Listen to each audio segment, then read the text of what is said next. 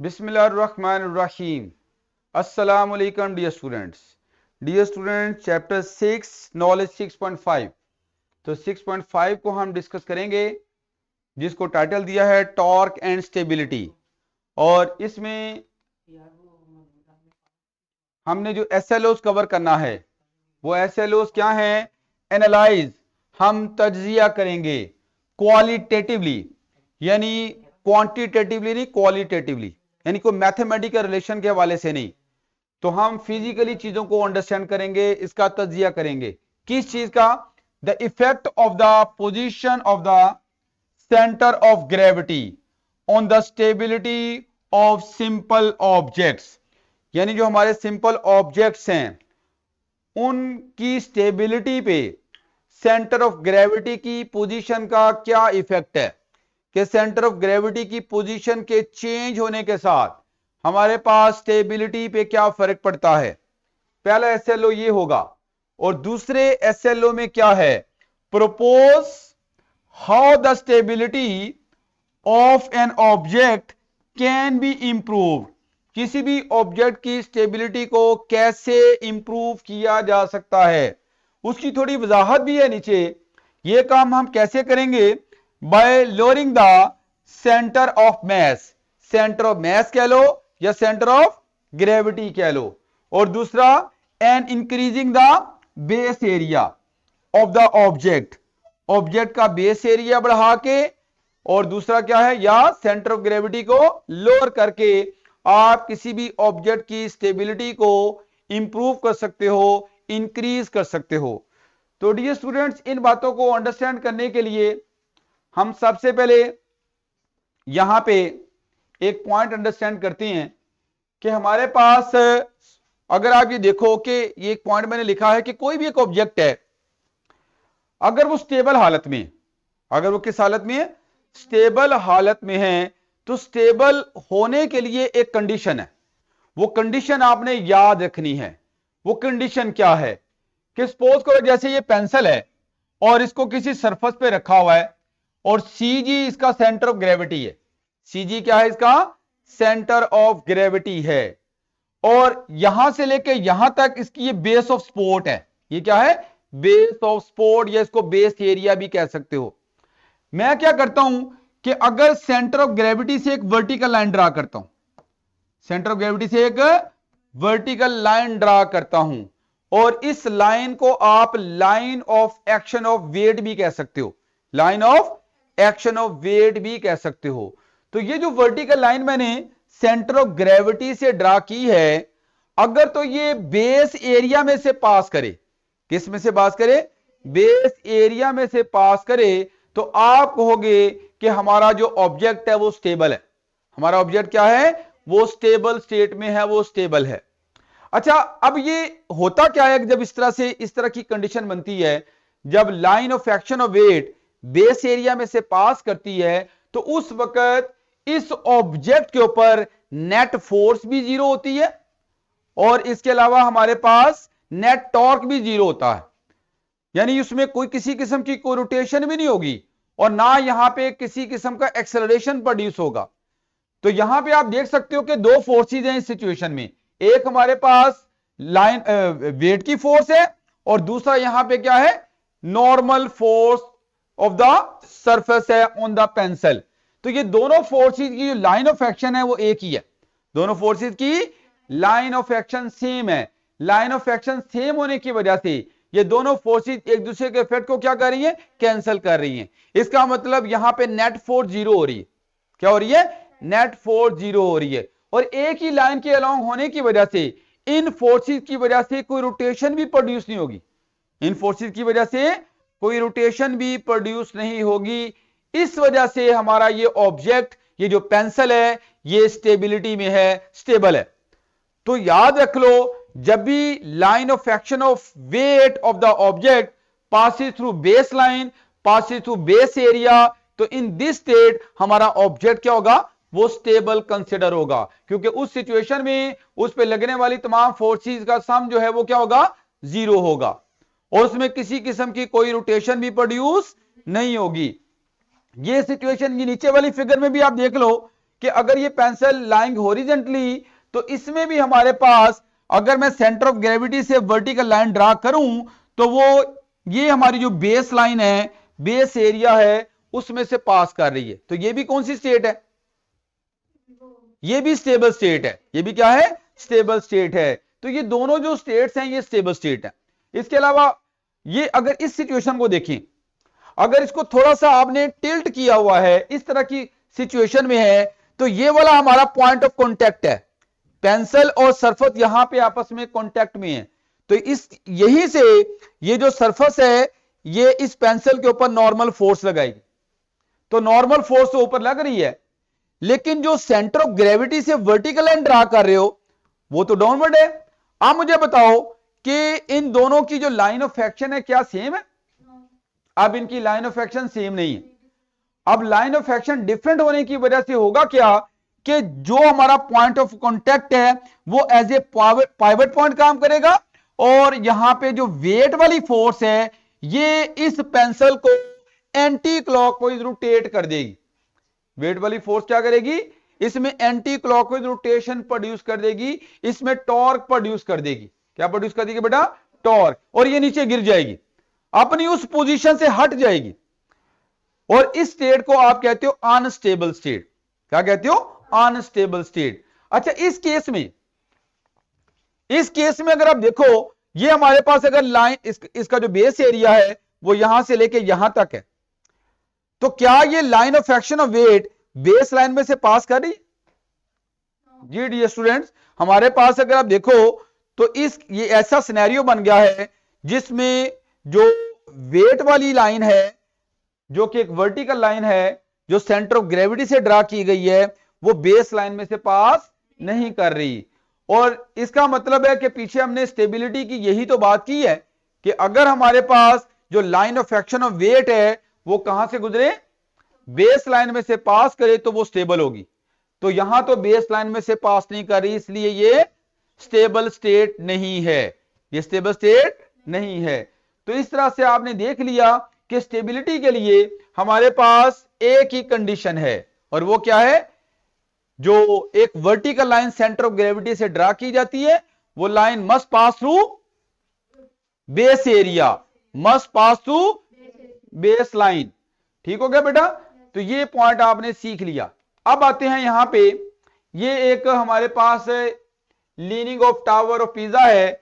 इसको अगर आप देखो थोड़ा झुका हुआ है, लेकिन झुके होने के बावजूद हमारे पास ये अगर इसका सेंटर ऑफ ग्रेविटी है, यहां से ये एक वर्टिकल लाइन ड्रा की हुई है पिंक कलर की, तो ये इसका बेस एरिया है। तो बताओ ये लाइन जो है, जो वर्टिकल ड्रा की हुई है सेंटर ऑफ ग्रेविटी से, क्या ये बेस लाइन में से पास कर रही? डेफिनेटली पास कर रही है। तो इसका मतलब ये किस स्टेट में है? स्टेबल स्टेट में। काफी अरसा से ये ऐसे ही है, यानी ये नीचे नहीं गिरा, इसमें कोई रोटेशन नहीं आ रही। इसका मतलब है कि ये भी एक स्टेबल स्टेट है। कौन सी स्टेट है? स्टेबल स्टेट है। हमारी रिक्वायरमेंट पूरी हो रही है। Line of action of weight passes through base line, base area. इसी तरह से अगर आप देखो कि हमारी जो बॉडी है, अब अगर हमारी बॉडी में फ्लेक्सिबिलिटी है, क्या है? फ्लेक्सिबिलिटी है। हम अपनी बॉडी के पोस्चर को इस तरह से एडजस्ट कर लेते हैं कि हमारा जो सेंटर ऑफ ग्रेविटी है, आपको पता है हमारा सेंटर ऑफ ग्रेविटी क्या होगा? हमारा बेली पॉइंट। बेली पॉइंट को आप as a centre of gravity consider कर सकते हो। तो बेली पॉइंट से अगर आप वर्टिकल लाइन ड्रा करो, और आप जो भी आपकी एक बेस लाइन बनी हुई है, बताओ हमारी बेस लाइन कौन बनाएगा? हमारे फीट, हमारे पांव जो है वो डिसाइड करेंगे किसको? बेस एरिया को, बेस लाइन को। तो अगर हमारी जो सेंटर ऑफ ग्रेविटी से एक वर्टिकल लाइन ड्रा की जाती है, और जो भी वहां पे बेस लाइन बनी हुई है, अगर उसमें से वो लाइन पास कर जाती है, तो हमारी स्टेट कौन सी होगी? स्टेबल स्टेट होगी। जैसे कि यहां पे अगर आप देखो, तो यहां पे इसने अपने आप को बेंड किया, और बेंड करने पे ये इसका बेली पॉइंट है, यहां पे इसका ये सेंटर ऑफ ग्रेविटी है, और इधर से ये वर्टिकल लाइन आप देख रहे हो कि ये अगर बेस लाइन बन रही है फीट की वजह से, तो उसमें से पास कर रही, इसलिए ये वाली स्टेट कौन सी है? स्टेबल स्टेट है। अदरवाइज इस केस में देखो, इस केस में ऐसा नहीं है। इस केस में हमारे पास जो वर्टिकल लाइन ड्रा की जा रही है, जो line of action of weight है, वो बेस लाइन में से पास नहीं तो ये कौन सी स्टेट है फिर? ये अनस्टेबल स्टेट है। अच्छा, अब ये इसने कैसे किया? ये अपनी बॉडी को एडजस्ट किया, इसने अपनी बॉडी पार्ट को थोड़ा सा पीछे डिस्प्लेस किया और अपने सेंटर ऑफ ग्रेविटी को ऐसे एडजस्ट कर लिया कि वहां से ड्रा करने वाली जो वर्टिकल लाइन है वो एग्जैक्टली बेस लाइन में से गुजर गई, जिसकी वजह से ये स्टेबिलिटी आई है। तो ये हमारी बॉडी के अंदर इतनी फ्लेक्सिबिलिटी है कि हम अपने सेंटर ऑफ ग्रेविटी को एडजस्ट करके जो line of action of weight है वो किस में से पास कर सकती है? बेस लाइन में से पास कर सकते हैं। यहां पे देखो, ये जो किड है, ये इसका जो सेंटर ऑफ ग्रेविटी है, यहां से जरा लाइन ड्रा करो वर्टिकल, क्या ये बेस लाइन में से पास कर रही है? इसके फीट यहां पे है तो इसकी बेस लाइन तो ये है, और जबकि हमारे पास जो line of action of weight है वो तो ये बन रहा है, तो ये लाइन इस बेस लाइन में से पास नहीं करी, बेस एरिया में से नहीं गुजरी, बेस ऑफ सपोर्ट में से पास नहीं कर रही, तो ये भी अनस्टेबल स्टेट है। कौन सी स्टेट है? अनस्टेबल स्टेट है। यहां पे बताओ ये वाली स्टेट कैसी है बेटा? बताओ, इसका जो सेंटर ऑफ ग्रेविटी है इसकी बॉडी से बाहर है, ये शो किया हुआ है।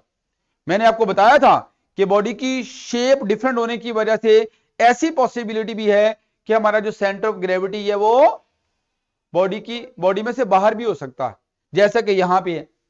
तो आप मुझे बताओ, यहां से ये जो लाइन ड्रा की जा रही है वर्टिकल, ये हमारे पास बेस लाइन है, तो बेस लाइन में से पास कर रही है, इसका मतलब ये कौन सी स्टेट है? स्टेबल स्टेट है। और ये वाली, ये अनस्टेबल स्टेट है, क्योंकि इसमें हमारे पास ये बेस लाइन है और ये हमारी वर्टिकल लाइन है जो बेस लाइन में से पास नहीं कर रही। तो ये अनस्टेबल स्टेट और ये हमारे पास स्टेबल है, ये स्टेबल है और ये अनस्टेबल है। तो बेटा आपने इन शॉर्ट ये चीजों को अंडरस्टैंड कर लिया कि चीजें कब स्टेबल होंगी, कब स्टेबिलिटी की तरफ होंगी, जब भी line of action of weight passes through base of support, base of support या बेस एरिया में से पास करें। तो अब एक और जो पॉइंट है, नेक्स्ट हम डिस्कशन करेंगे, ये जो स्टेबिलिटी को तो डिस्कस कर लिया हमने, अब स्टेबिलिटी किसकी ज्यादा होगी, किसकी कम होगी, यानी स्टेबिलिटी को कैसे इंप्रूव किया जा सकता है। हम अपने आप को ज्यादा स्टेबल बनाना चाहें तो वो कैसे बनाएंगे? अगर ये तीनों फिगर्स आप देखो,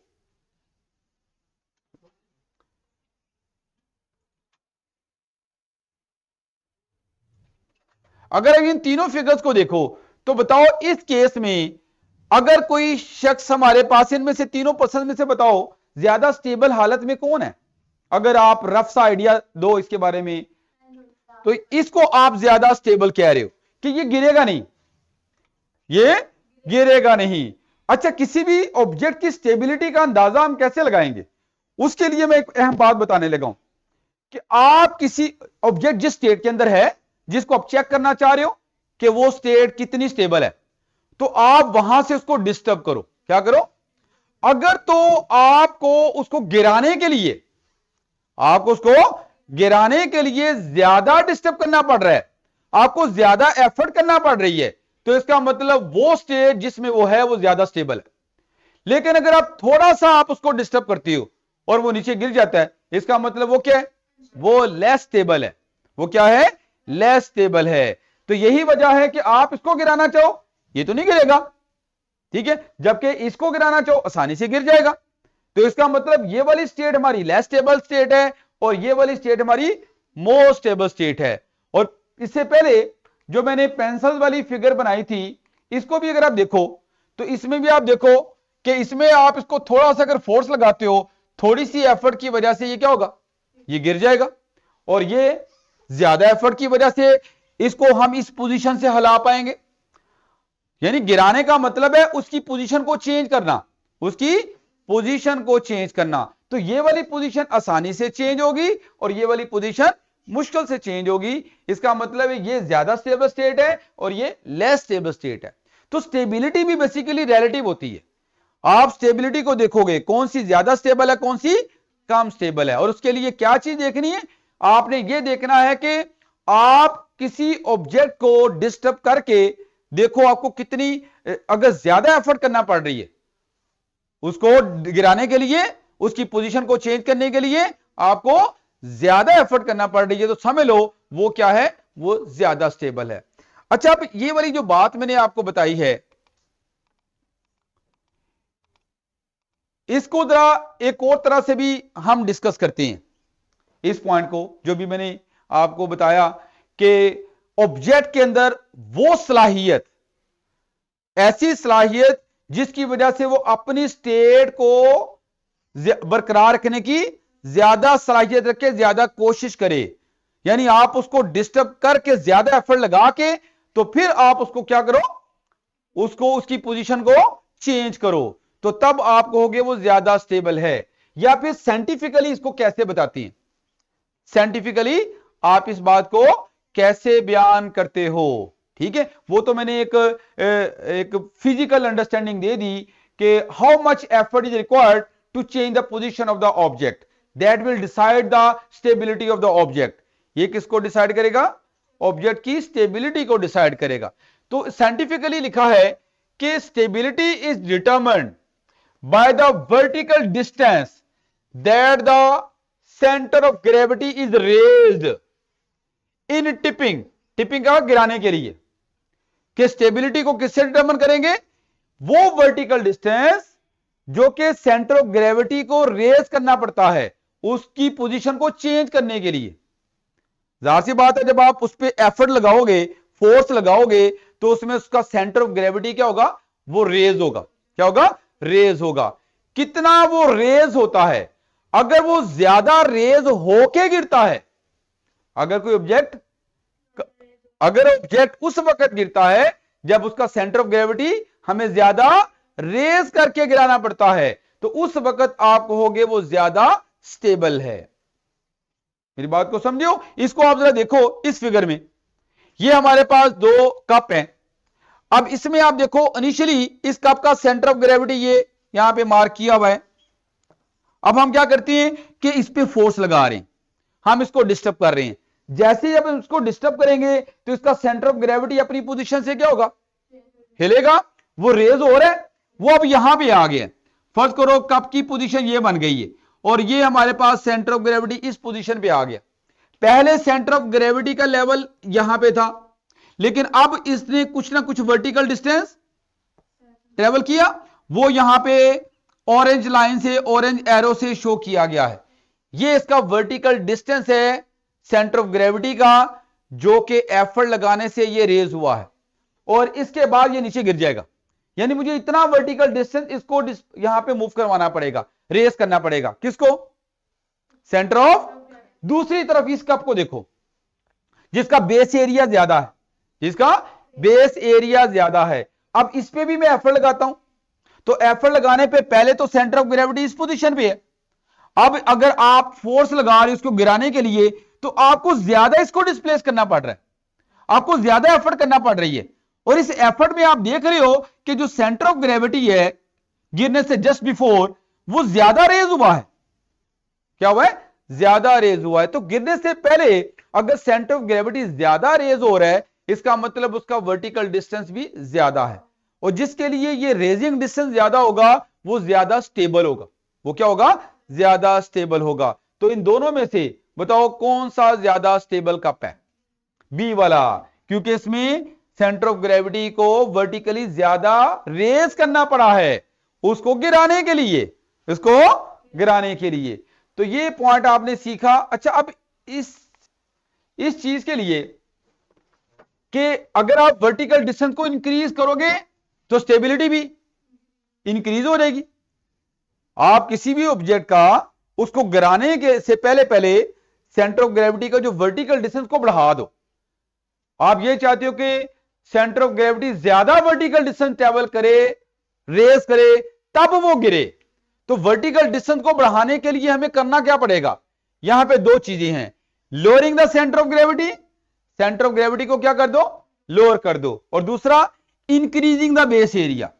ये दो कंडीशंस पूरी कर लो, तो इन दो कंडीशंस को पूरा करने पे हमारा जो सेंटर ऑफ ग्रेविटी है वो ज्यादा रेज होगा before falling the object, before tipping the object.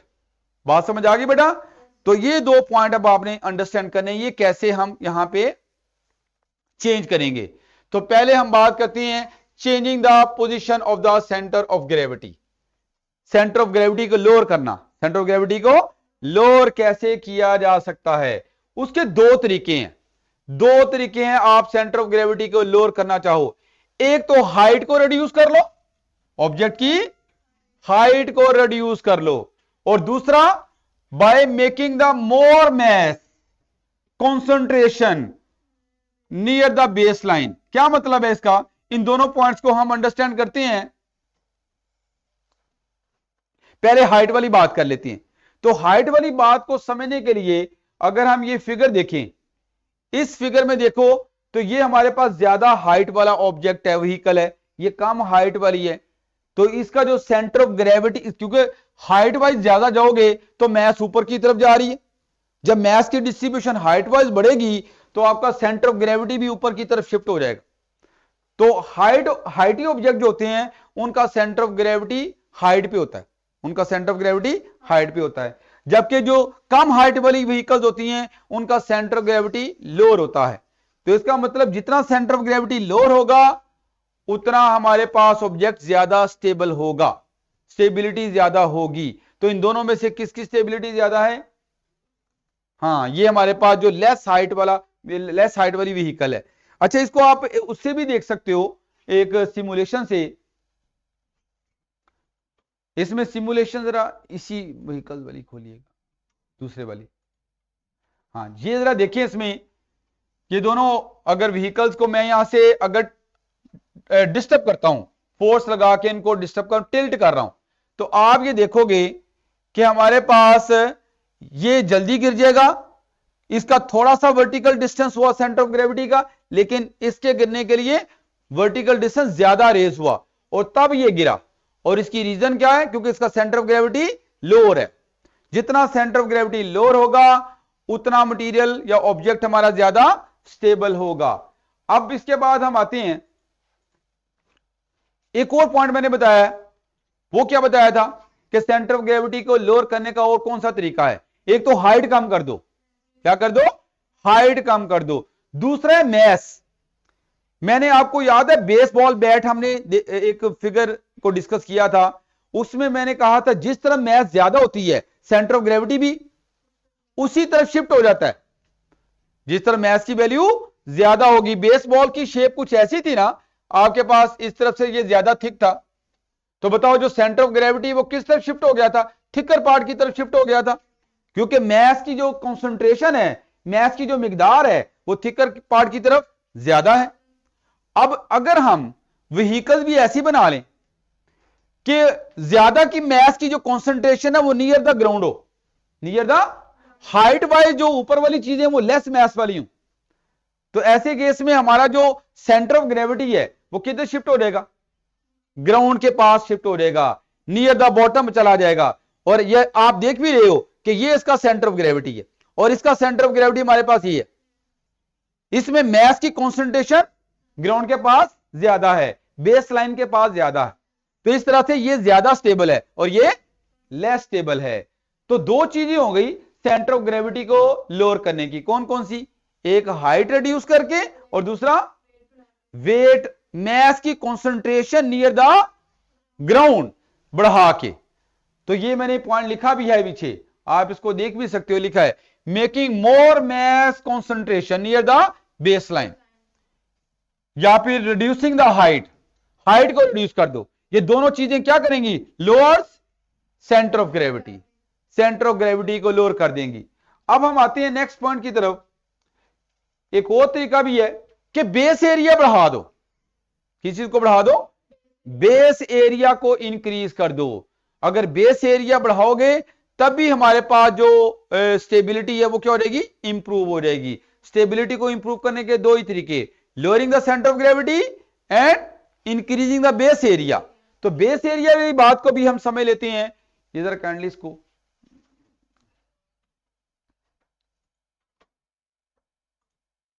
हाँ जी, ये जरा आप देखिए इसको थोड़ा सा इसको, हाँ जी, इसमें आप देखें कि अगर मैं इसको टिल्ट करना चाह रहा हूं तो इसका मतलब टिल्ट एंगल डिसाइड करेगा, बताएगा कि कौन सी चीज ज्यादा स्टेबल है, कौन सी कम है। ये एक ब्लॉक है, ये इसका सेंटर ऑफ ग्रेविटी है, मैं इसको टिल्ट कर रहा हूं, तो टिल्ट करने पे आप चेक करोगे कि अभी तक मैंने जितने एंगल पे भी इसको टिल्ट किया, इसमें ये लिखा क्या आ रहा है, रिटर्न टू ओरिजिनल पोजीशन। इसका मतलब अभी तक ये गिरेगा नहीं, ये वापस अपनी ओरिजिनल पोजीशन पे आ रहेगा, इसकी पोजीशन में चेंज नहीं आएगी। अब मजीद अगर मैं इसको फर्दर करता हूं तो आप ये देखोगे कि यहां पे आके टॉपलिंग होगी, इससे थोड़ा सा, हाँ जी 34.2 पे, 34.2 डिग्री मैंने टिल्ट किया तो फिर जाके ये गिरने वाली पोजीशन पे आया, और इसका बेस एरिया अभी मैंने कम रखा है। अब हम क्या करते हैं कि इसका बेस एरिया बढ़ा के देखते हैं।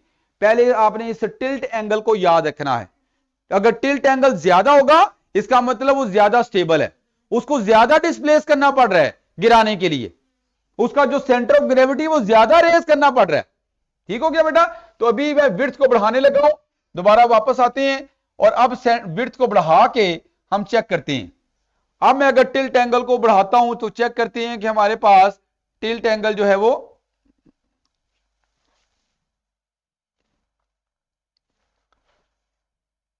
ये आप चेक कर सकते हो कि ये कहां पे जाके, कितने एंगल पे जाके ये हो रहा है, तकरीबन 45 डिग्री एंगल पे, 45 से ऊपर 46 के करीब।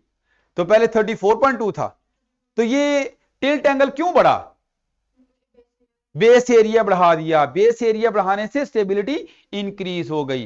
तो इन शॉर्ट ये बातें आपने बच्चों याद रखनी है कि अगर आप स्टेबिलिटी को इंप्रूव करना चाह रहे हो तो दो ही तरीके हैं, lowering the centre of gravity and increasing the base area. और सेंटर ऑफ ग्रेविटी को कैसे लोअर करोगे? दो तरीके बताए हैं। हाँ जी, एक mass concentration near the ground ज्यादा हो, बेस लाइन के पास मैस ज्यादा हो, और दूसरा हाइट को रिड्यूस कर लो, हाइट को रिड्यूस कर लो। दो तरीकों से आप सेंटर ऑफ ग्रेविटी को लोअर कर सकते हो। और बेस एरिया तो आपके सामने ही है कि आप उसकी विड्थ बढ़ा दोगे तो बेस एरिया इंक्रीज हो जाएगा। तो ये आप देख भी रहे हो कि इसका बेस एरिया ज्यादा है, ये मोर स्टेबल है, और इसका बेस एरिया कम है, ये लेस स्टेबल है। तो ये डियर स्टूडेंट्स हमारा आज का लेक्चर था जो हमने कंप्लीट किया। बाकी इंशाल्लाह नेक्स्ट हम देखेंगे।